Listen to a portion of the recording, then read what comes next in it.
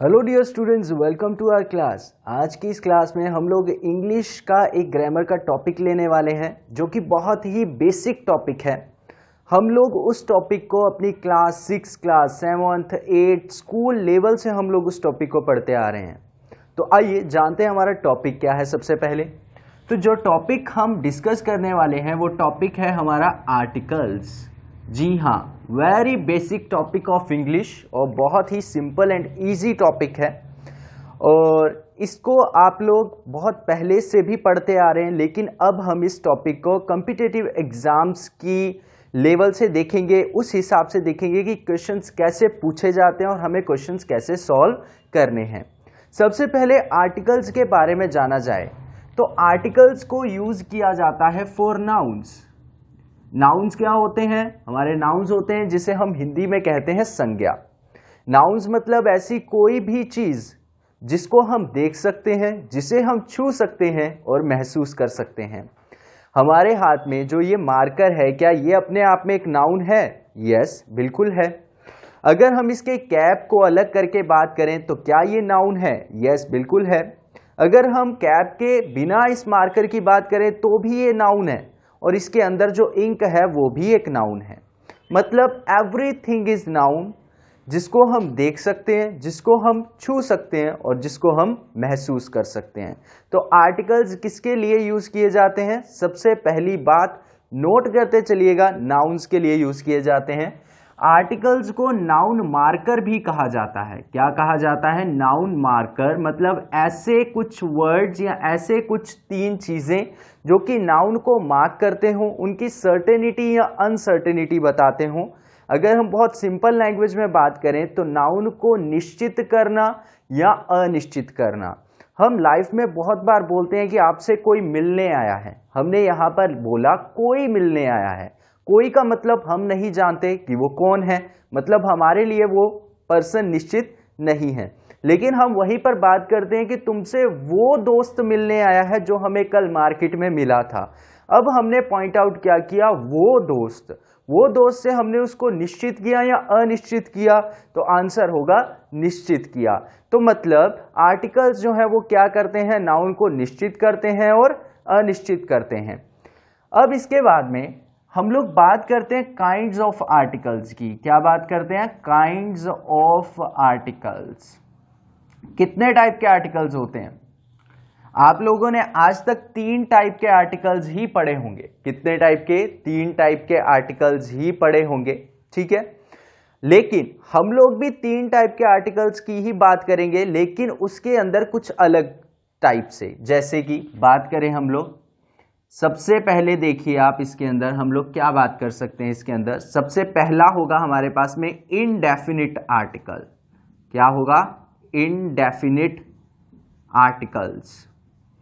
उसके बाद में सेकंड नंबर पर हम लेंगे डेफिनिट आर्टिकल्स। क्या लेंगे? Definite articles. और थर्ड पॉइंट पर हम लेंगे जीरो आर्टिकल। क्या लेंगे? जीरो। चलिए देखते हैं इनडेफिनिट आर्टिकल्स में हमारे पास में कौन कौन से आर्टिकल्स हैं। इनडेफिनिट आर्टिकल्स में एक तो ए आर्टिकल और दूसरा एन आर्टिकल। ए और एन हमारे इनडेफिनिट आर्टिकल्स होते हैं। डेफिनिट आर्टिकल होगा हमारा द, जिसे बहुत बार हम प्रोनाउंसिएट करते हैं दी भी बोलते हैं हम लोग बहुत बार, ठीक है। द जनरली इसको बोला जाता है। और जीरो आर्टिकल में होगा क्रॉस। बहुत बार हमें एग्जाम्स में क्वेश्चंस आते हैं और हमें ऑप्शन के अंदर क्रॉस भी मिलता है। 4 ऑप्शंस होते हैं, एक में ए होता है, एक में दा होता है, एक में एन होता है और एक में क्रॉस होता है। तो इस क्रॉस का मतलब होता है कि ऐसा प्लेस जहां पर ना दा आएगा, ना एन आएगा और ना ही ए आएगा। मतलब इन तीनों में से कोई भी नहीं होगा आर्टिकल। वहां पर हम लोग क्रॉस कर देते हैं कि कोई भी आर्टिकल यहां पर फिल नहीं होगा। मतलब वहां पर जीरो आर्टिकल रहने वाला है, ठीक है।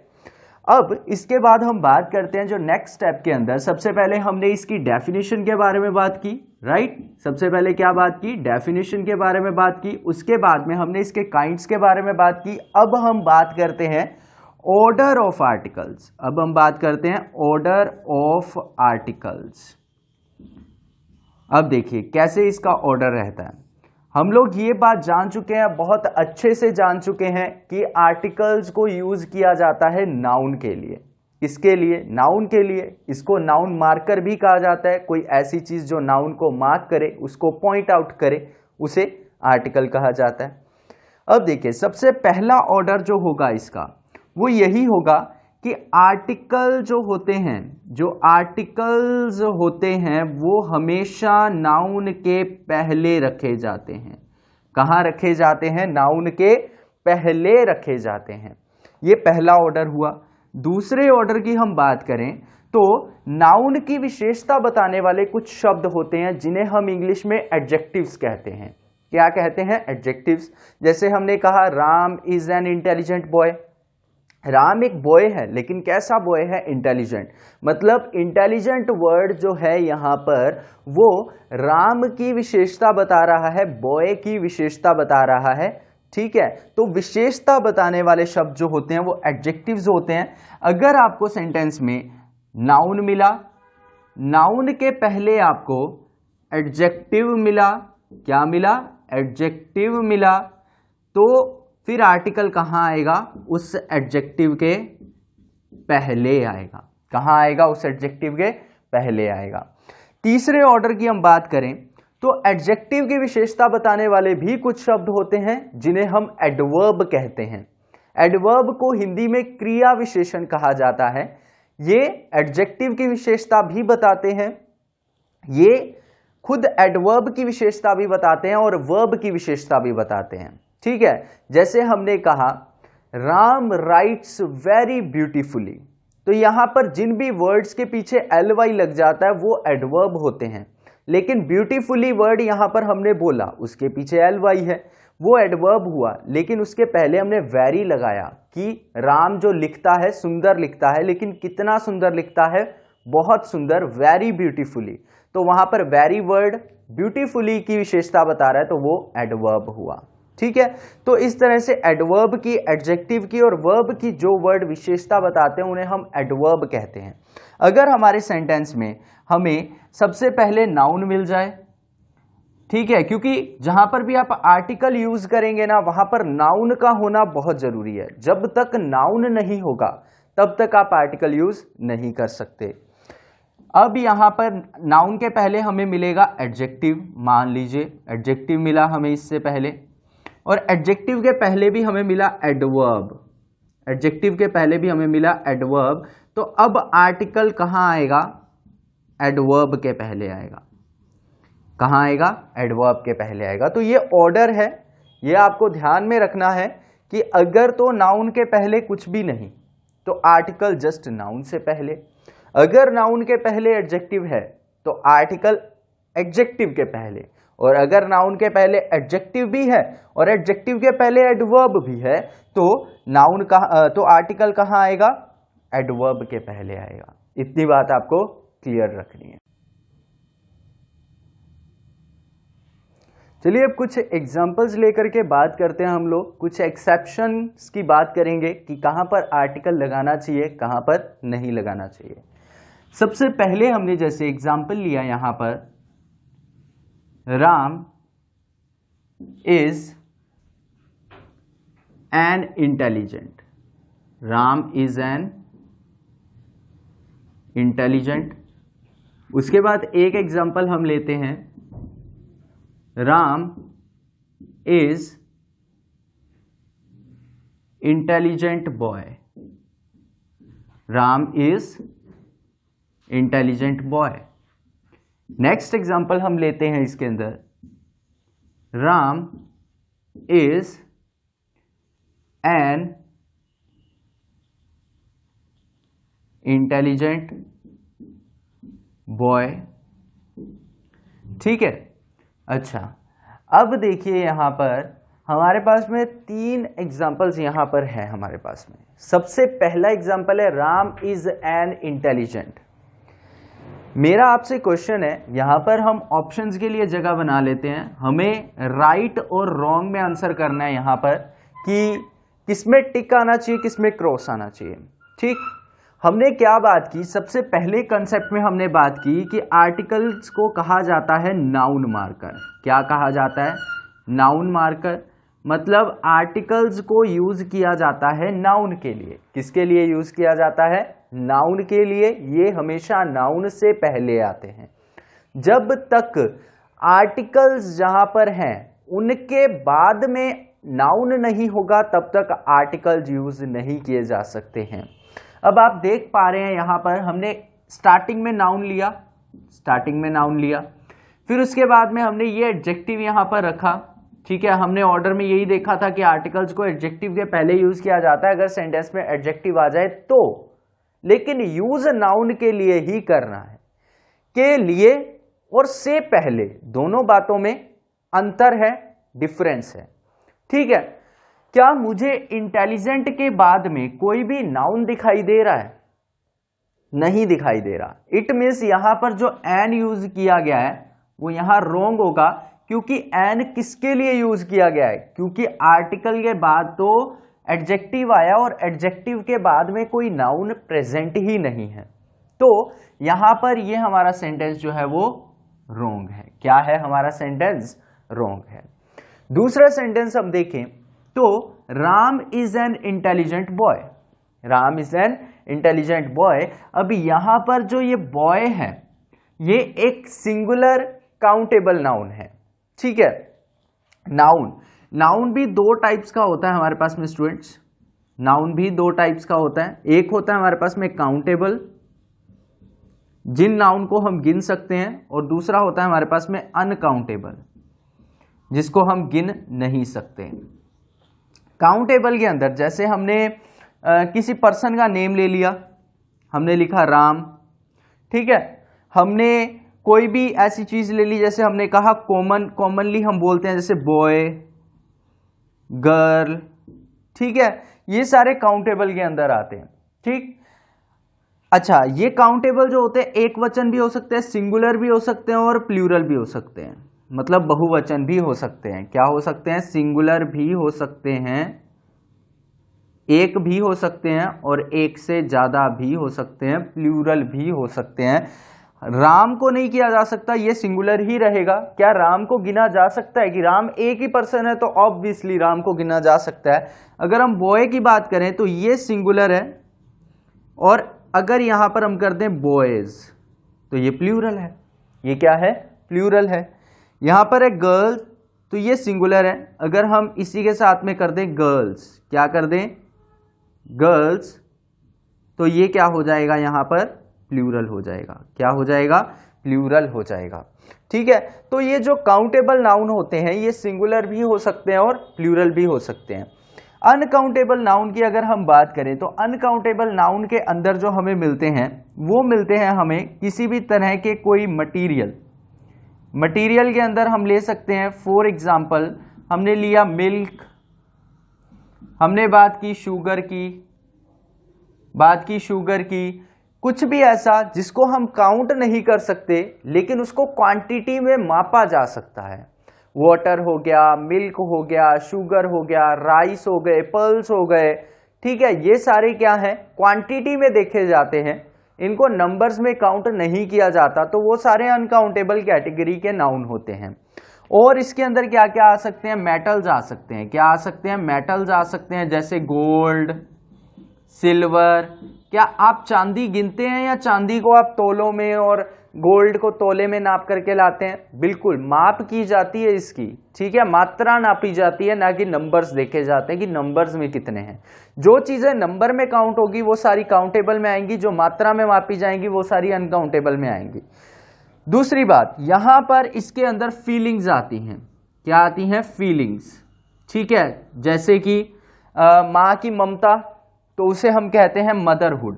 क्या बोलते हैं? मदरहुड। भाईचारा जिसे हम कहते हैं वो होता है हमारा ब्रदरहुड। क्या होता है? ब्रदरहुड। ठीक है, और क्या आता है इसके अंदर अनकाउंटेबल में और हम ले सकते हैं यहां पर क्वालिटीज। किसकी बात कर सकते हैं? क्वालिटीज की बात कर सकते हैं। क्वालिटीज में जैसे कि ऑनेस्टी, और क्या बात कर सकते हैं? ब्रेवरी। ठीक है, ईमानदारी, बहादुरी। तो इस तरह की जो क्वालिटीज होंगी वो भी अनकाउंटेबल में जाएंगी।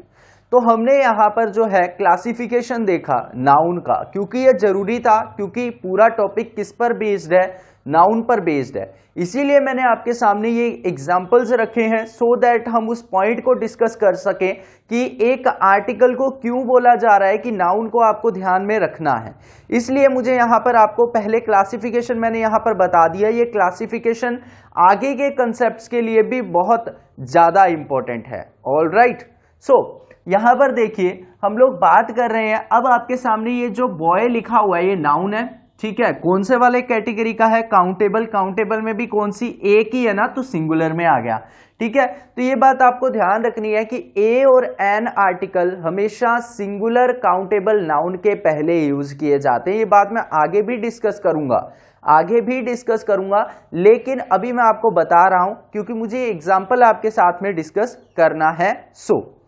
तो यहां पर आपको उसने सिंगुलर काउंटेबल नाउन दे दिया। मैंने अभी अभी आपको बताया कि जहां पर भी एडजेक्टिव के बाद में सिंगुलर काउंटेबल नाउन होगा उसके पहले क्या आना चाहिए, ए या एन आर्टिकल आना जरूरी है। जो यहां पर नहीं लगाया गया है तो ये सेंटेंस भी हमारा क्या हो जाएगा, गलत हो जाएगा। Ram is an intelligent boy, ये सेंटेंस एकदम राइट है, एकदम राइट है। क्यों? क्योंकि ये देखिए यहां पर आर्टिकल किसके लिए यूज किया गया है, नाउन के लिए यूज किया गया है। क्या ये प्रॉपर ऑर्डर में है? बिल्कुल है। सबसे पहले नाउन यहां पर आया, उसके पहले अगर एडजेक्टिव आया तो हमने यही बात बोली थी कि आर्टिकल को किसके पहले यूज करना है, एडजेक्टिव के पहले यूज करना है। अगर हम इंटेलिजेंट को यहां से हटा देते हैं, आप एक बार इसको मत देखिए, अगर आप ऐसे बोलते हैं राम इज ए बॉय तो भी सेंटेंस सही है, ठीक है, क्योंकि नाउन के पहले आर्टिकल आ रहा है। अगर हम नाउन के पहले एडजेक्टिव लगा रहे हैं तो हम बोल रहे हैं Ram is an intelligent boy. अब ए कहां आएगा, एन कहां आएगा, उसकी बात तो फर्दर करेंगे हम लोग आगे, ठीक है। लेकिन अभी हम सिर्फ कंसेप्ट समझ रहे हैं कि कहां लगेगा कहां नहीं लगेगा, ठीक है। तो आर्टिकल लगाने के लिए किसका होना जरूरी है, आर्टिकल के बाद में जहां पर आर्टिकल लगा रहे हैं सेंटेंस में उसके बाद में क्या होना जरूरी है, नाउन होना जरूरी है। यहां पर नहीं था, हमने लगा दिया तो सेंटेंस गलत। यहां पर नाउन था, नहीं लगाया तो गलत। यहां पर है, लगाया, बिल्कुल सही है, ठीक है।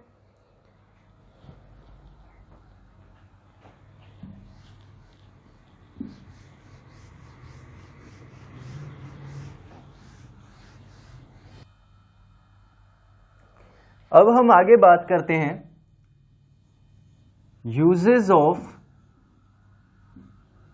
ए और एन, ठीक है। अब हम बात करेंगे ए और एन की, कि ए आर्टिकल कहां आएगा, एन आर्टिकल कहां आएगा।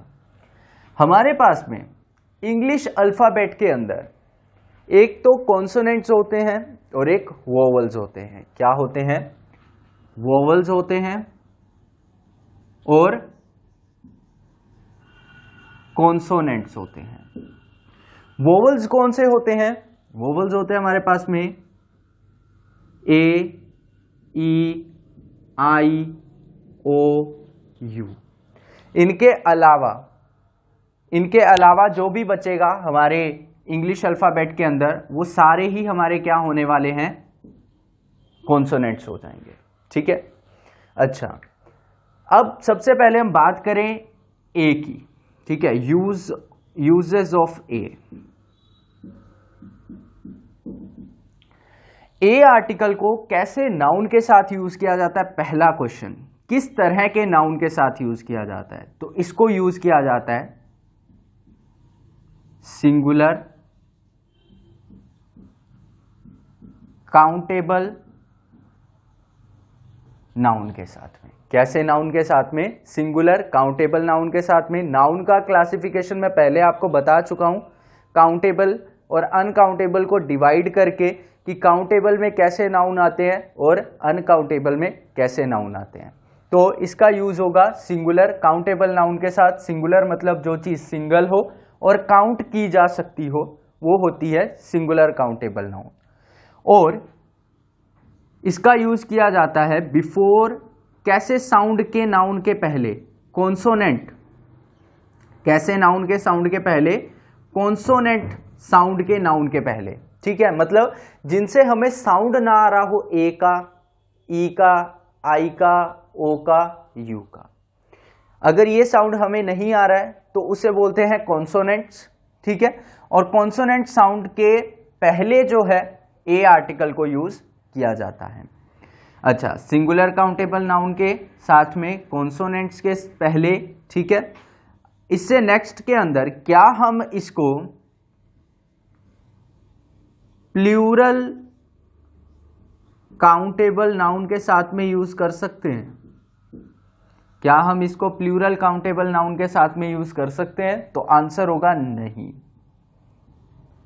क्योंकि ए से हमें जो सेंस मिलता है वो मिलता है या तो एक का, या हम इसमें सेंस लेते हैं कोई का। कोई मतलब एनी, कोई मतलब एनी, ठीक है। तो यहां पर प्लूरल काउंटेबल, प्लूरल में तो एक से ज्यादा हो जाएंगी ना चीजें, तो उसके पहले ए आर्टिकल को यूज नहीं किया जा सकता। उसके बाद में क्या हम इसे अनकाउंटेबल, ऐसे नाउन जिनको हम गिन नहीं सकते हैं उनके पहले भी यूज कर सकते हैं? तो आंसर होगा नहीं। क्या आंसर होगा हमारे पास में? नहीं, ठीक है। जैसे हम एग्जाम्पल लेते हैं यहां पर, I read a book. I read a book, मैं एक किताब पढ़ता हूं। क्या मैंने यहां पर आपको यह बात बता दी कि मैं कौन सी किताब पढ़ता हूं? मैं किताब तो पढ़ता हूं, क्या मैंने स्पेसिफिकली किताब के बारे में आपको बता दिया कि मैं कौन सी किताब पढ़ता हूं? नहीं बताया। इसका मतलब ये अनिश्चित हो गई, क्या हो गई? अनसर्टेन हो गई ये, ठीक है। अच्छा, लेकिन यहां पर अब हमने लगाया, ये कौन सा नाउन है? ये है सिंगुलर, एक है, सिंगुलर बोलेंगे। किताब को गिन सकते हैं, यस, तो इसको बोलेंगे काउंटेबल। ये कौन सा नाउन हुआ हमारे पास में? सिंगुलर काउंटेबल नाउन, ठीक है। अच्छा, अब देखो यहां पर ए हमने लगाया, ए का मतलब यहां पर आया एनी। मैंने सिर्फ आपको इतनी बात बताई है कि मैं एक किताब पढ़ता हूं, मैंने आपको ये नहीं बताया कि मैं कौन सी किताब पढ़ता हूं। स्पेसिफिकली ये बात मैंने मेंशन नहीं की, मैंने सिंपली बोला एक किताब पढ़ता हूं, मतलब कोई भी किताब पढ़ सकता हूं। सर्टेनिटी हुई या अनसर्टेनिटी हुई? अनसर्टेनिटी हुई, अनिश्चितता है यहां पर, निश्चितता नाउन में नहीं है। लेकिन ये एक सिंगुलर काउंटेबल नाउन है, इसलिए इसके पहले हमें क्या यूज किया? ए यूज किया, ठीक है। हाँ जी, कंसेप्ट आगे अपने बात करेंगे कॉन्सोनेंट्स का और वोवल्स का भी, वो भी अपने डिस्कस करेंगे। अभी अपने ये देख रहे हैं कि ए को यूज कहाँ करना है और एन को कहाँ यूज करना है, ठीक है। वो भी सेपरेटली मैं आपको बता दूंगा उसके बारे में भी। चलिए इसके बाद हम बात करते हैं यूसेज ऑफ एन, कि एन को कहां कहां यूज करना है। बिल्कुल वही कैटेगरीज फॉलो करेगा एन भी। सबसे पहले इसका यूज होगा सिंगुलर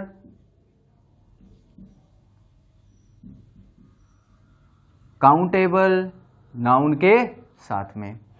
फिर इसका यूज, पहले हम ए का यूज कॉन्सोनेंट साउंड के पहले कर रहे थे, अभी इसका यूज हम वॉवल साउंड के पहले करेंगे, ठीक है।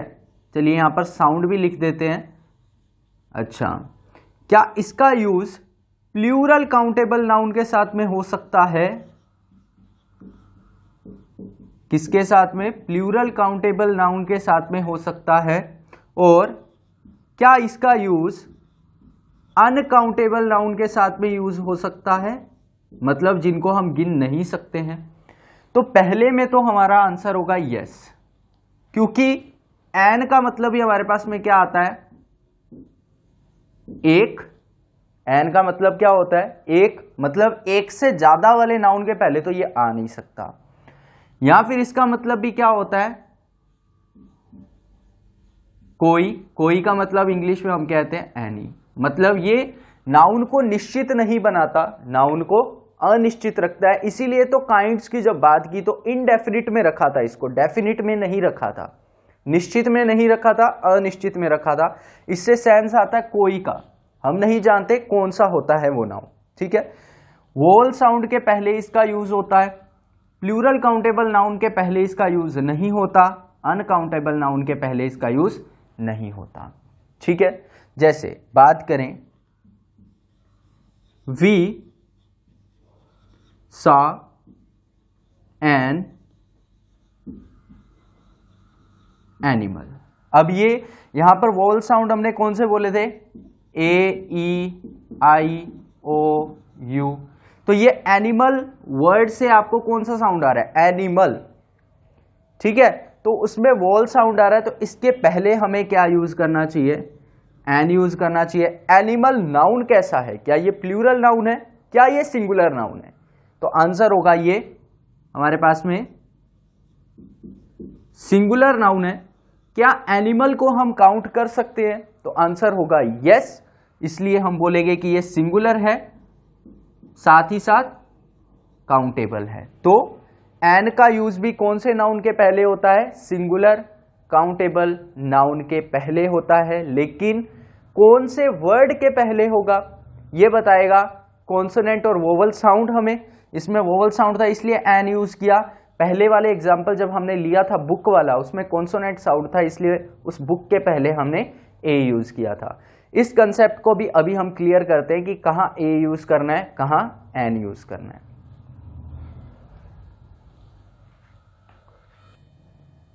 चलिए बात करते हैं कि कॉन्सोनेंट साउंड और वोवल साउंड को कैसे पहचानना है। सबसे पहले वॉल की हम अगर बात करें तो हम बार बार यही बात कर रहे हैं, ए ई आई ओ यू, ठीक है। बहुत सारे स्टूडेंट्स क्या गलती करते हैं, बहुत सारे स्टूडेंट्स ये गलती करते हैं, जैसे यहां पर अपने एग्जाम्पल ले ही लेते हैं। यहां पर मैंने ब्लैंक छोड़ा और यहां पर लगा दिया ये, ठीक है। मैं बोलूंगा नहीं कि ये क्या है, इसको क्या प्रोनाउंसिएट करते हैं। अभी आप अपने माइंड में सोच के रखिए कि यहां पर आपको दो ऑप्शन है आपके पास में, एक ऑप्शन है आपके पास में ए और दूसरा ऑप्शन है आपके पास में एन। तो दोनों में से क्या यहां पर फिल करना चाहिए।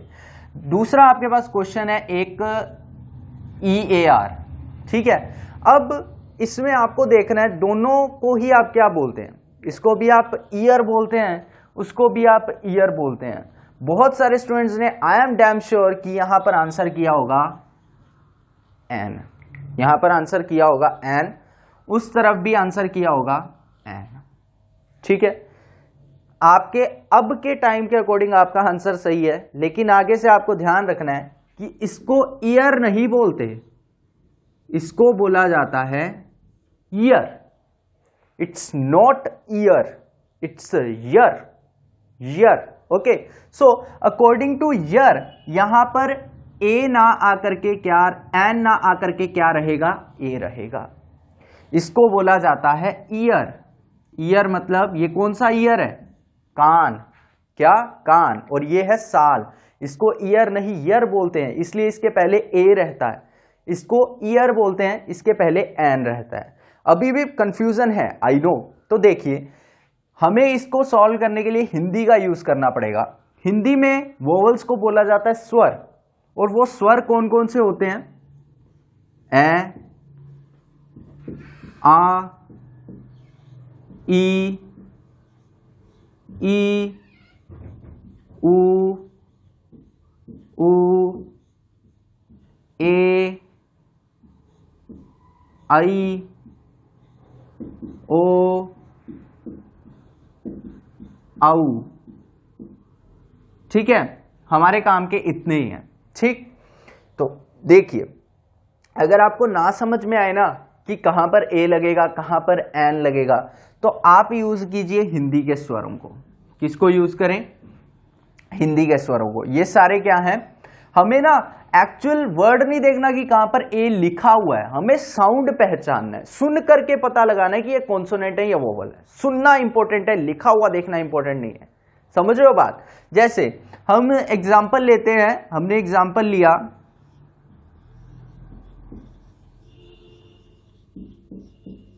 अब यहां पर मैंने यूनिवर्सिटी लिखा है, क्या लिखा है, यूनिवर्सिटी लिखा है। आप देख पा रहे हैं इसके स्टार्टिंग में यू है। अब स्टार्टिंग में यू देख के ये गलती थोड़े ना करनी है कि ये एक अपना वोवल है। वोवल में यू तो आ रहा है, यू तो आ रहा है, ठीक है, लेकिन साउंड जो ध्यान रखना है आपको, क्योंकि अगर हम इसको लिख रहे हैं ना तो हिंदी के अकॉर्डिंग लिखेंगे तो इसमें इसको यूनी, अगर हिंदी में लिखने से थोड़ी गलती हो जाए तो माफ कीजिएगा, ठीक है। इसके स्टार्टिंग में मात्रा हटा करके जो भी यहां पर वर्ण लिखा हो ना उसको देख रहे हैं। यहां पर य है, क्या य इस पूरी लाइन में से कहीं भी आ रहा है? नहीं आ रहा है, तो इसका मतलब ये यहां पर कॉन्सोनेंट साउंड का है। कौन से साउंड का है? कॉन्सोनेंट साउंड का है, तो यहां पर हम ए लगाएंगे। क्या लगाएंगे? ए लगाएंगे, ठीक है। इसी तरह से हम बात करते हैं, जैसे हमने यहां पर लिखा यूरोपियन, क्या लिखा? यूरोपियन, ठीक है। अब स्टार्टिंग में तो हालांकि ई आ रहा है, और ई हम देख रहे हैं कि लिखे हुए में तो वोवल में है, लेकिन जब हम इसको बोल रहे हैं तो साउंड क्या आ रहा है? य का, य, राइट। क्या बोल रहे हैं? European. Sound matters not written part, तो यहां पर ए होगा, ए यूरोपियन। इसी तरह से हम एग्जांपल लें, यहां पर एक और हमने लिखा एच ई आई आर। अब बहुत सारे स्टूडेंट्स इसको हेयर पढ़ रहे होंगे, बहुत सारे इसको हायर पढ़ रहे होंगे, ठीक है। एक्चुअली इसको बोला जाता है एयर। क्या बोला जाता है? एयर। एयर का मतलब उत्तराधिकारी। क्या बोला जाता है? उत्तराधिकारी, जिसको हम अपना वारिस बनाते हैं। तो यहां पर क्या आएगा? ए आ गया ना स्टार्टिंग में, ए स्वर में है कि नहीं है? बिल्कुल है सर, तो यहां पर होगा एन एयर, एन एयर, ठीक है। चलिए एक लास्ट एग्जांपल हम और ले लेते हैं यहां पर। जैसे हमने बात की यहां पर एयर की, उसी तरह से यहां पर हम बात करते हैं। हमने एग्जांपल लिया यहां पर ऑनेस्ट, और एक एग्जांपल हम यहां पर ले लेते हैं। हमारे पास में एग्जांपल यहां पर ऑनेस्ट के साथ ही साथ, हाँ ठीक है, आर। क्या लिया? हार, आर, ठीक है। अब यहां पर इसका साउंड जो है अ से स्टार्ट हो रहा है। बहुत सारे स्टूडेंट्स को आवर भी बोलते हैं, ठीक है, आवर, ठीक है, और आर भी बोला जाता है। दोनों ही देखो बोलने में अब साउंड डिफरेंट हो जाता है थोड़ा बहुत। तो यहां पर ये स्टार्ट किससे हो रहा है? अ से, तो एन आर बोलते हैं इसको। और ये ऑनेस्ट है, ये क्या है? Honest, not honest. तो यहां पर इसके स्टार्टिंग में हमें क्या मिल रहा है? अ किस में आ रहा है? स्वरों में आ रहा है, तो यहां पर होगा एन ऑनेस्ट। क्या होगा? An honest. तो आप इस पूरे कंसेप्ट से क्या समझ पाए हो? आप इस पूरे कंसेप्ट से यही समझ पाए हो कि sound matters not written part. लिखे हुए पार्ट में हमें ए भी मिल सकता है, ओ भी मिल सकता है, आई भी मिल सकता है, ई भी मिल सकता है, यू भी मिल सकता है, लेकिन उसका साउंड कैसा आ रहा है? क्या एक्चुअली उसका साउंड वोवल का ही है? क्या एक्चुअली उसका साउंड कॉन्सोनेंट का ही है? तो साउंड सुन करके पहचानिए, नोट लिखा हुआ देख करके पहचानिए। साउंड सुनेंगे तो आपको समझ में आएगा। साउंड के लिए आप इसका यूज कर सकते हैं, जो मैंने आपको हिंदी के स्वर बताए। अब देखिए यही तरीका हो सकता है, बाकी आपकी समझ पे भी डिपेंड करेगा कि आपको क्या उस पर्टिकुलर वर्ड की प्रोनाउंसिएशन मालूम है। अगर प्रोनाउंसिएशन मालूम है तो आप सही आंसर करके आएंगे, अगर नहीं मालूम तो फिर गड़बड़ घोटाला हो सकता है। तो इस बात का आप ध्यान रखिए। तो होपफुली स्टूडेंट्स आपको ए और एन का कंसेप्ट बहुत अच्छे से क्लियर हो गया होगा, ठीक है। हमने बेसिक से स्टार्ट किया, इंट्रोडक्शन से आर्टिकल्स के, और फिर हमने ए को कंप्लीट किया, एन को कंप्लीट किया कि कहां किसको कैसे यूज किया जाना है।